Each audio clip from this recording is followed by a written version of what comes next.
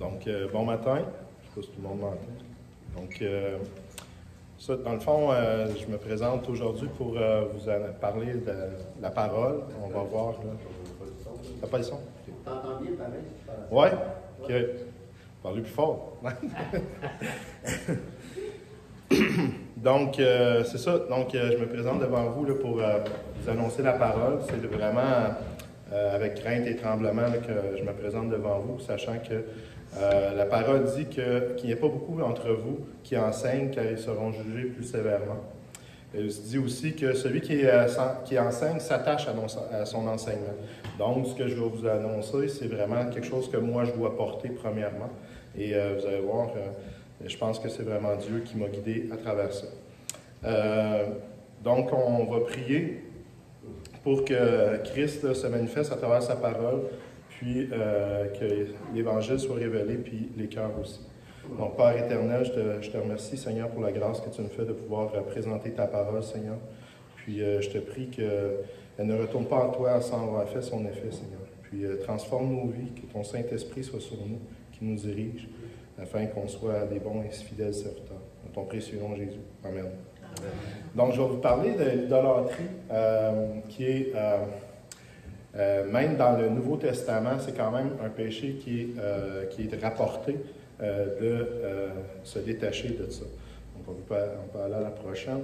Donc, ce que j'ai pris comme, c'est 1 Corinthiens 10, c'est tout le parcours de 1 Corinthiens 10. Vous allez voir, là, j'ai mis des images là, de religion plus religieuse, parce qu'il y a une différence entre la religion et la foi qui vient d'une relation avec le Seigneur, et on va en parler au cours de ça. Donc, ce que j'ai pris comme passage, c'est pourquoi, bien-aimés, fuyez l'idolâtrie. Ça, c'est le dernier verset, mais on va le lire au complet, qui est la prochaine à cette table. Et Colin, c'est petit. On va tourner le bord, donc, je ne veux pas, frère, que vous ignoriez que nos pères ont tous été dans la nuée et qu'ils ont tous passé au travers de la mer et qu'ils ont tous été baptisés en Moïse dans la nuée, dans la mer, et qu'ils ont tous mangé le même aliment spirituel, qu'ils ont tous bu le même breuvage spirituel, car ils buvaient un rocher spirituel qui les suivait, et ce rocher, c'était Christ. Mais la plupart d'entre eux ne furent point agréables à Dieu puisqu'ils périrent dans le désert.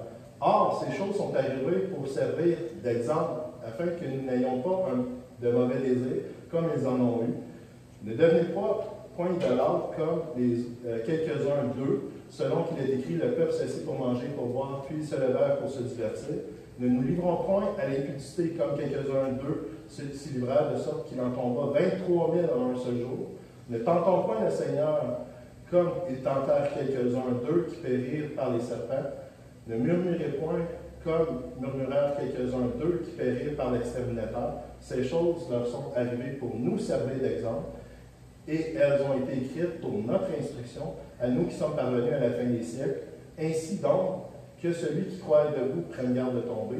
Aucune tentation ne vous est survenue qui n'ait été humaine. Et Dieu, qui est fidèle, ne permettra pas que vous soyez tentés au-delà de vos forces, mais avec la tentation, il préparera aussi le moyen d'en sortir, afin que vous puissiez la supporter. C'est pourquoi, bien-aimés, fuyez l'idolâtrie.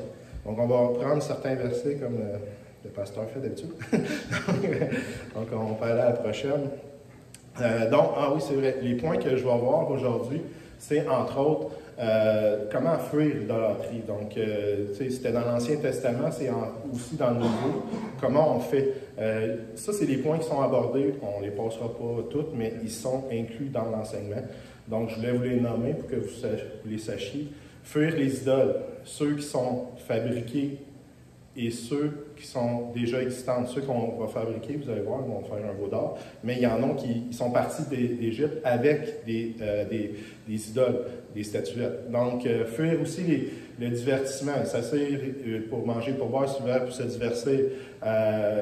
S'ils font oublier Dieu ou font adorer des faux dieux. Donc, je ne passais pas un gros temps là-dedans, comme le dernier enseignement du pasteur. Il dit, exemple, là, la TV, ça serait un péché, mais ça ne l'est pas. Donc, c'est à peu près la même chose là, que je vais démontrer ici. Fuir l'impudicité. Donc, on sait qu'en dehors du mariage, il n'y a pas de relation sexuelle, que les relations extra-conjugales, c'est pas de Dieu. Donc, tout ça, fuir. Comment le fuir? Ne pas tenter le Seigneur, donc ne pas critiquer ce que Dieu fait.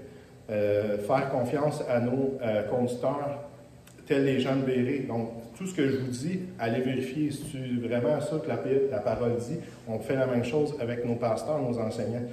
Être patient lorsqu'on est dans le désert, puis tout ça. Donc, comment ne pas tenter le Seigneur.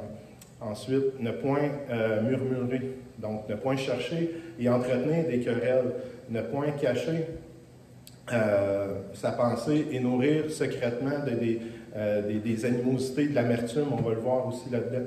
Ne point parler dans le dos des gens, ne point être rebelle à la parole. Donc tout ça, vous allez voir, ça fait partie de l'idolâtrie, ça fait partie de ce qui est enseigné. Fuir la cupidité, qui est l'idolâtrie, vous allez voir dans un des versets. Donc la cupidité qui est l'amour de l'argent, chercher son propre intérêt, mais aux dépens des autres. Fuir aussi le manque de foi. Donc, je veux que Dieu me dise qu'est-ce qu'il est en train de faire, mais ce que Dieu fait, même si ça va jusqu'à la mort, c'est pour sa gloire, puis c'est pour notre bien aussi, donc il faut le croire. Donc, on va passer les versets en arrière de là, vous allez voir tout ça est dedans. Je vous l'ai nommé juste avant pour qu'on le sache. Donc, le premier, 1 Corinthiens 10, 1 à 5. Donc, frères, je ne veux pas que vous ignoriez que nos pères ont tous été sous la nuée et qu'ils ont tous passé au travers de la mer, qu'ils ont tous été baptisés en Moïse, dans la nuée et dans la mer, qu'ils ont tous mangé le même aliment spirituel et qu'ils ont tous bu le même breuvage spirituel, car ils buvaient à un rocher spirituel qui les suivait, et ce rocher était Christ.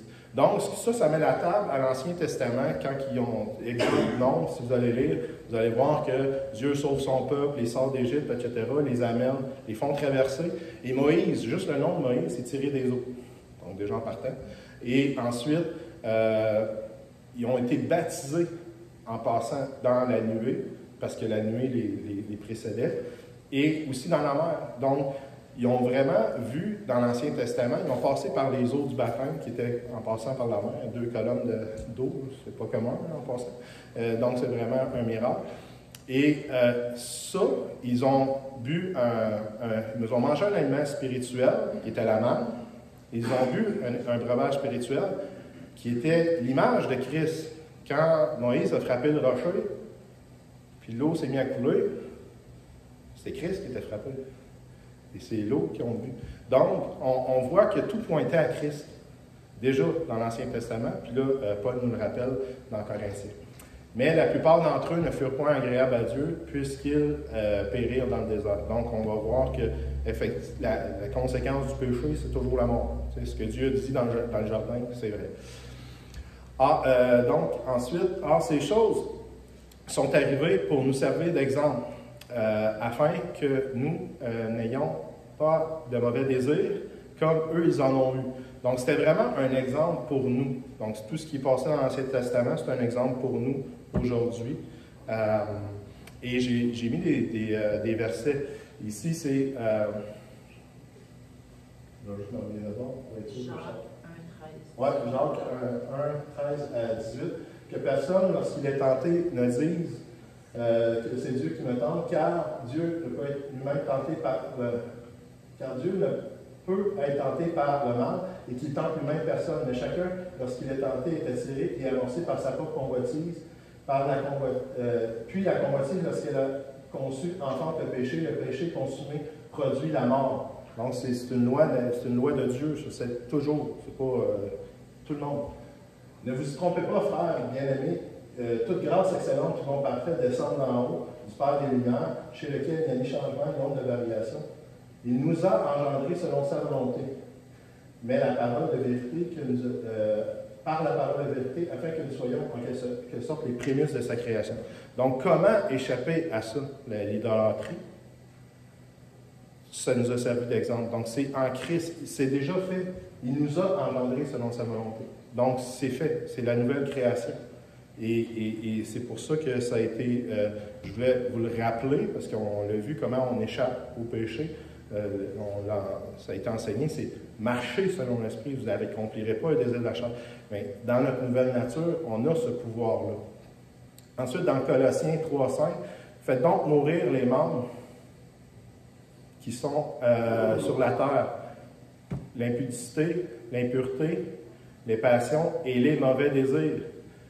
Et la cupidité, j'en ai parlé tantôt, qui est une idolâtrie. Donc, comment fuir les mauvais désirs?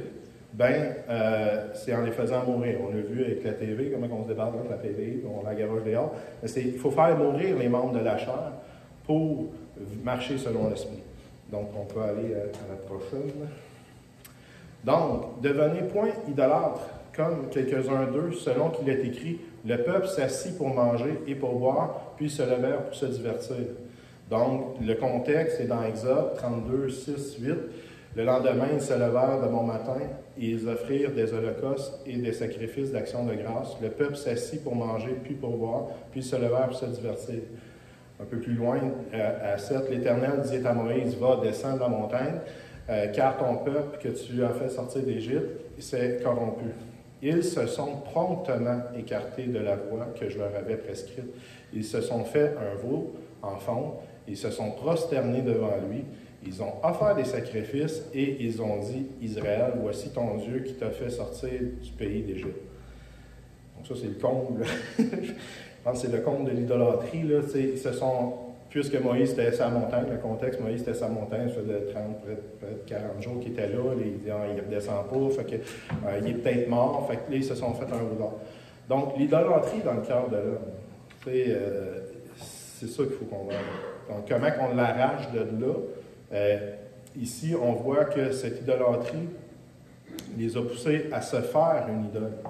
Donc, j'en ai parlé, là, soit que tu les amènes, tes idoles avec toi, on a été convertis, on était idolâtres.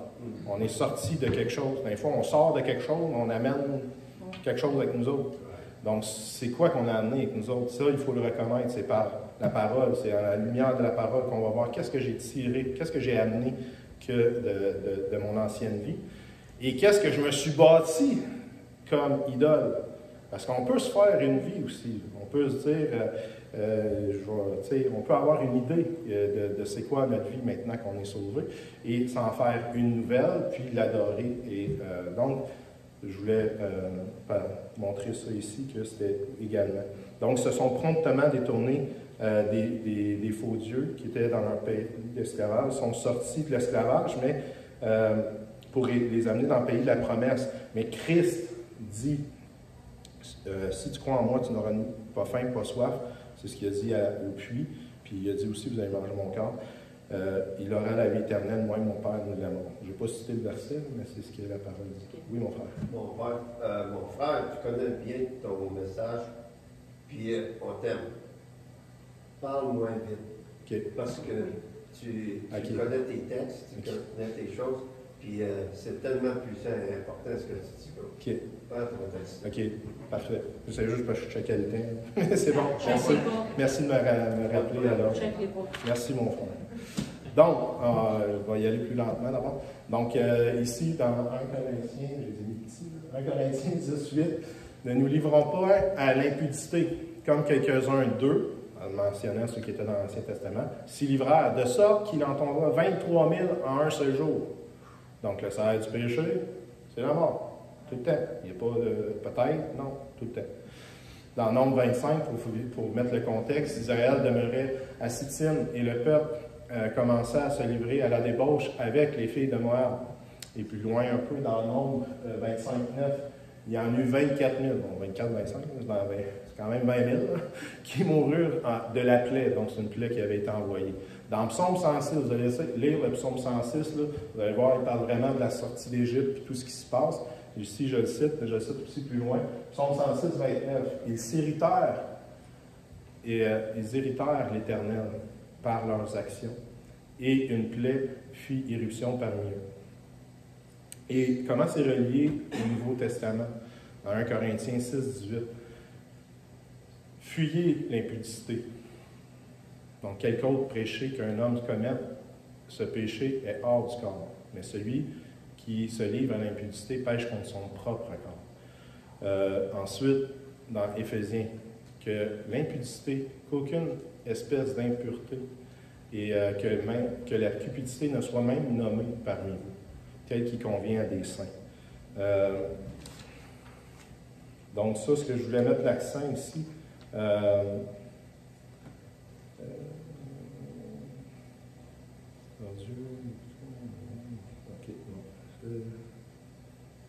ben, dans le fond, ici, c'est ça, fuir. Non, c'était fuyer. OK. Donc, si je vous dis fuyer, en tout cas, moi, dans un des passages, là, il y a fuyer quand vous verrez ces choses arriver dans l'Apocalypse, puis fuyer dans les montagnes. Mais il y a deux mots qui disent à deux places dans la Bible. Moi, fuyer, c'était l'impudicité. On voit avec Joseph, la réaction que tout homme devrait avoir devant l'impudicité, c'est de fuir. Il a laissé son vêtement et est parti à cause. Mais ici, vous allez voir plus loin, c'est aussi, plus loin, il va dire fuyer aussi l'idolâtrie. Donc ici, c'est puissant, là, de la fuite qu'on doit avoir, la réaction qu'on doit avoir face à l'impudicité. Donc, c'est qui est aussi une idolâtrie. 1 Corinthiens 19, ne tentons pas le Seigneur comme ils tentèrent quelques-uns d'eux, qui périrent par les serpents. Donc, ils ont tenté le Seigneur. Comment qu'ils l'ont tenté? Ils ont dit, dans le Nombre 21, 4, ils partirent de la montagne de Hor pour le chemin de la mer Rouge, pour contourner le pays d'Édom. Le peuple s'impatienta en route et parla contre Dieu et contre Moïse. Pourquoi nous avez-vous fait monter hors d'Égypte pour que nous mourions dans le désert? Car il n'y a point de pain, il n'y a point d'eau, et même notre âme est dégoûtée de cette misérable nourriture. Là, il parle de la manne. Puis la manne, dans le fond, c'est, ça ressemblait à de la coriandre au niveau de la... Et ça goûtait, c'était comme des gâteaux de miel. Bon, je comprends qu'en manger pendant 40 ans, ça peut être long, mais il était, tu sais, de dire, il était dégoûté de cette nourriture misérable. Tu sais, c'est le pain de Dieu. Tu te lèves à toi le matin et ton déjeuner est fait. Tu sais, puis c'est ça. Là. Fait qu'eux autres, ils en étaient dégoûtés. Puis, ils ont tenté le Seigneur en faisant ça. Je ramène le psaume 106 ici, verset 14, qui dit « Ils furent saisis de convoitise dans le désert et ils tentèrent Dieu dans leur solitude. » Donc, ils s'impatientèrent. Donc, l'impatience, j'ai mis une photo qui montre l'impatience. C'est par l'impatience et en parlant contre Dieu qu'ils ont tenté Dieu. Puis, c'est ça. Vous allez voir tantôt, là, le Seigneur a passé par-dessus tout ça. Fait que c'est bon. Fait qu'on peut aller à l'autre. Donc, dans 1 Corinthiens, ici, 10, ne murmurez point, comme murmurèrent quelques-uns d'eux qui périrent par l'exterminateur. Donc, encore là, ils ont murmuré, résultat, ils sont morts. Donc, puis le contexte, c'est comment ils ont murmuré, c'est dans Exode 6, 12, et toute l'assemblée des enfants d'Israël murmura dans le désert contre Moïse et Aaron. Plus loin un peu, on voit, alors le peuple chercha querelle à Moïse. Ils dirent, donne-nous de l'eau à boire. Et il leur répondit, pourquoi cherchez-vous querelle et pourquoi tentez-vous l'Éternel? Encore là, dans le psaume 106, vous voyez le verset 25, ils murmuraient dans leur tente et ils n'obéirent point à sa voix. Puis le contexte encore dans Nombre, il est cité dans Nombre. Nombre 14, 36. Les hommes que Moïse avait envoyés pour explorer le pays et qui, à leur retour, avaient fait murmurer contre lui toute l'assemblée et en décriant le pays. Donc on voit que sur 12 qui en ont envoyé, il y en a 10 qui, eux, mais déjà, ils ont juste, vous allez lire le contexte, ils ont juste commencé à dire, hey, il y a des grappes de raisin, c'est où le miel coule, puis en tout cas, bon, c'est un beau pays, mais il y a des grands, tu sais, ils nomment toutes les tribus qui sont là, puis il y a les gens de la race d'Anak, puis bon, c'est des grands géants. Puis juste en disant ça, déjà, le monde commence à murmurer. Là, t'en as un qui se lève, Caleb, qui dit, non, on va y aller, puis Dieu va nous donner le pays. Puis là, non, il continue à murmurer. Plus tard, Josué se relève, puis il décrit le pays, là, tout ce qu'il y a, là, tu sais.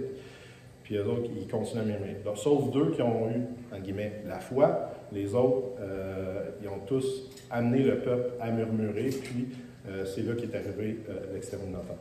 Donc, ici dans Hébreux, veillez à ce que nul ne se prive de la grâce de Dieu, à ce qu'aucune racine d'amertume poussant des rejetons ne produise du trouble et que plusieurs en soient infectés. Donc ça, on le revoit dans le Nouveau Testament. Qu'est-ce que ça fait quand on murmure, qui est une idolâtrie? Ça infecte tout le monde. Philippiens 2, 14, 16. Faites toutes choses sans murmure ni hésitation, afin que vous soyez irréprochables et purs, des enfants de Dieu irrépréhensibles au milieu d'une génération perverse et corrompue, parmi laquelle vous brillez comme des flambeaux dans le monde, portant la parole de vie, et je pourrai me glorifier au jour de Christ de n'avoir pas couru ni travaillé en vain. Donc, on est un flambeau qui brille, mais pour ça, il faut, quand on sait c'est quoi la parole, la faire sans critiquer et murmurer. Donc, ensuite... Oui, donc ces choses sont arrivées pour nous servir d'exemple et ils ont été écrites pour notre instruction à nous.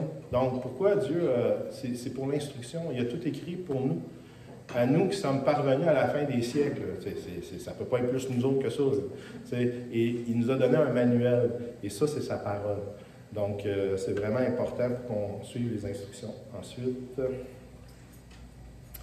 donc, 1 Corinthiens 10, 12. Ainsi donc, que celui qui croit être debout prenne garde de tomber.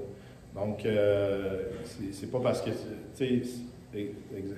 Dans le fond, 2 Corinthiens 13, 5. Examinez-vous vous-même, on l'a fait avant de prendre la Sainte Seine, pour savoir si vous êtes dans la foi.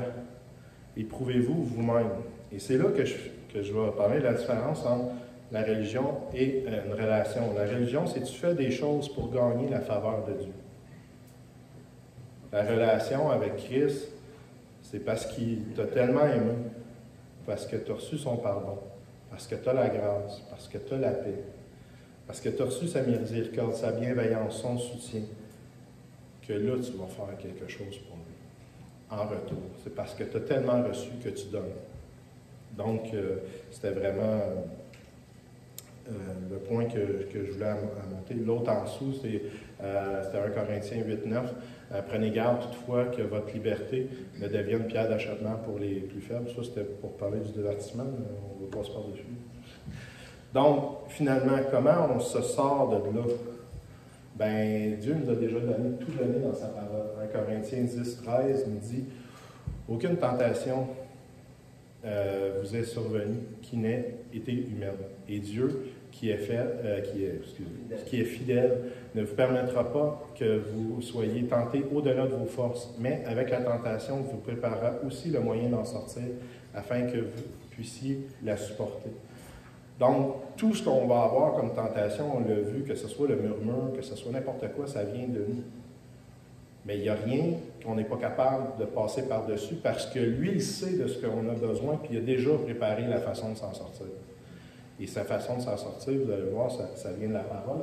Ce passage a été donné dans le cadre de fuir l'idolâtrie qui force Dieu à punir son peuple. Tu sais, je trouve ça intéressant qu'on ramène ça pour toutes sortes de péchés. Il n'y a aucune tentation qui vous est survenue, mais lui, il a placé ça direct pour l'idolâtrie. Puis il inclut l'impudicité dans l'idolâtrie, mais toutes les autres tentations vous est survenues. Moi, je trouve ça intéressant qu'ils mettent ce passage-là direct là.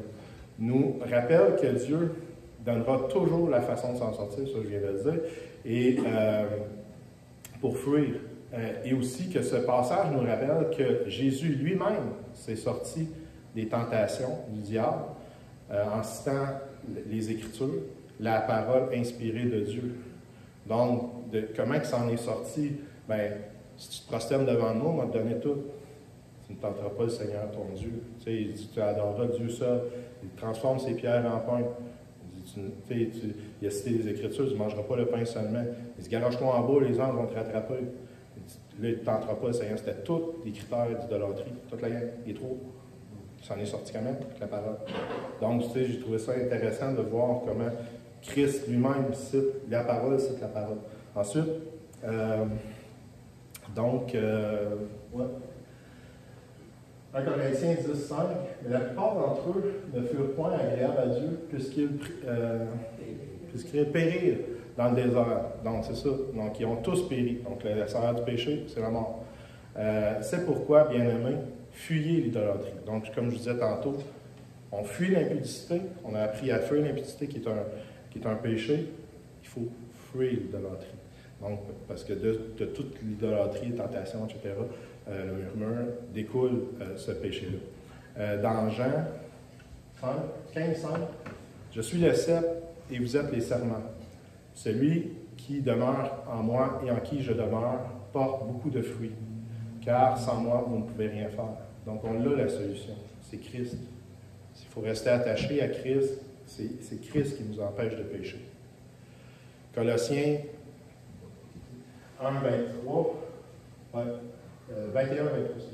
Et vous étiez autrefois, et vous étiez autrefois étrangers et ennemis par vos pensées, par vos mauvaises œuvres, et vous êtes maintenant réconciliés par sa mort dans le corps de sa chair, pour vous faire paraître devant lui saint et irréprochable, sans reproche, si du moins vous demeurez fondés inébranlables dans la foi, sans vous détourner de l'espérance de l'Évangile que vous avez entendu et qui a été prêché à toute la créature sous le ciel et dont moi, j'ai été fait ministre. Donc, c'est l'Évangile, c'est la foi qui sauve. Donc, on est en lui, mais c'est par la foi qu'on est sauvé, puis c'est aussi par la foi qu'on continue de croire en ses promesses. Et c'est quoi l'Évangile?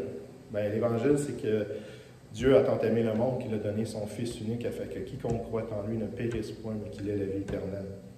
Et c'est par grâce que vous êtes sauvés, par le moyen de la foi, et cela ne vient pas de vous, afin que personne ne se glorifie.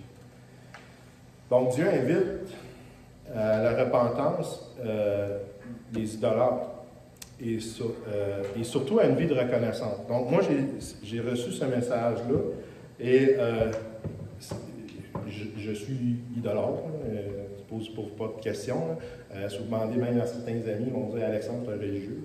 Fait que, mais j'ai vu que c'est quoi la différence entre vraiment faire des choses pour Dieu, faire des choses parce que tu es aimé de Dieu. Même dans notre quotidien, des fois, on ne le voit pas. Puis on peut tenter Dieu, on peut murmurer contre Dieu, bon, puis est-ce qu'on croit vraiment que tout concours vient de ceux qui aiment Dieu, qui sont appelés selon son dessein? J'ai vu aussi que remercier pour ce qu'on a, remercier pour le salut qui nous a été donné. La reconnaissance. Pendant 2 jours, je me suis mis à remercier le Seigneur. Merci, Seigneur, que je suis sauvé. Merci. Écoute, tu sais, je ne serais pas ici, je ne serais pas l'homme que je suis devenu. Puis j'ai remercié pendant 2 jours constamment, tout le temps, pour tout, pour rien. 2 personnes m'ont appelé pour me demander de l'aide. Puis c'est des gens qui ont souffert de la consommation. Mais surtout, ce que j'ai vu, c'est qu'on avait des blessures d'abandon. Mais tu sais, peu importe la blessure, je ne fais pas de la psychologie ici, là, mais peu importe la blessure, ça nous mène à pécher. OK? Satan, il sait où c'est mal, puis crée-moi qu'il va faire exprès pour te peser sur le dos. Okay? Mais c'est en Christ qu'on est seul. Parce que l'abandon, ce que ça fait, c'est que ça crée un vide. Quelqu'un qui t'a abandonné, que tu aimais, une figure familiale, peu importe, qui est parti, et là, tu veux combler le vide. Il y en a qui vont mettre n'importe quoi là-dedans, que ce soit de la consommation, n'importe quoi. Mais Dieu seul peut parfaitement combler le vide qui est dans le cœur des hommes. Donc, c'est lui seul. Donc, moi, je suis challengé dans bien des sphères de ma vie. Et ce que je viens de dire aujourd'hui, c'est moi. C'est à moi que je le prêche. Je vous le dis à vous autres, c'est à moi que je le prêche. Parce que j'ai besoin dans chacune des sphères de ma vie de dire, est-ce que c'est Dieu qui me comble parfaitement ou je vais chercher ça ailleurs? OK? Et donc, et aussi, l'autre challenge que j'ai, c'est de dire, OK, j'amène, tu sais, je fais des choses, je sers, moi je suis un serviteur, j'aime servir. mais est-ce que je suis un outil utile? Est-ce que je sers bien? Il y a une différence entre faire les choses et les faire bien. Donc, ça aussi, je ne peux pas porter du fruit sans être rempli du Saint-Esprit, sans que Christ en moi fasse ce qu'il doit faire. Et le pasteur pourrait le dire, mais tous ceux qui ont été utilisés par Dieu, il n'y a rien. Il n'y a pas une sensation de gage-toi en parachute, un high, peu importe, comme savoir que tu as été l'outil utile de Dieu entre ses mains. Ça, c'est une sensation incroyable. Puis on sait qu'on a fait sa volonté. C'est vraiment béni. Donc, je vais conclure que si vous m'écoutez à l'écran ou ici, puis que tu disais, moi aussi, j'ai de l'idolâtrie dans ma vie, bonne nouvelle, il n'y aura pas de serpent qui va te sortir, puis il va te manger. Il n'y a pas l'exterminateur qui va arriver, tu vas mourir. Il n'y en a pas 23 000 ici, on n'est pas 23 000, mais qui vont tomber en même temps. Dieu nous dit dans 1 Jean 1,9, si tu confesses ton péché, il est fidèle et juste pour te pardonner et te purifier de toute iniquité. Si tu m'écoutes, tu dis, moi je ne connais pas le Seigneur, peut-être pas ici, j'ai une bonne nouvelle aussi. Là où ce que tu es, demande au Seigneur, montre-moi que tu es puissant dans ma vie. Montre-moi que tu existes. Parce que moi, je te donne. Moi, je ne sais pas faire la différence entre la religion et une relation avec toi. Puis demande-y, puis même avec le peu de foi ou le pas de foi pantoute que tu as, mais avec le pas de foi que tu as fait, il va répondre. OK? Fait que c'est ça, c'était ça le message que j'avais pour vous, de connaître le Seigneur à travers ça. Fait que je vous remercie, Seigneur, en terminant.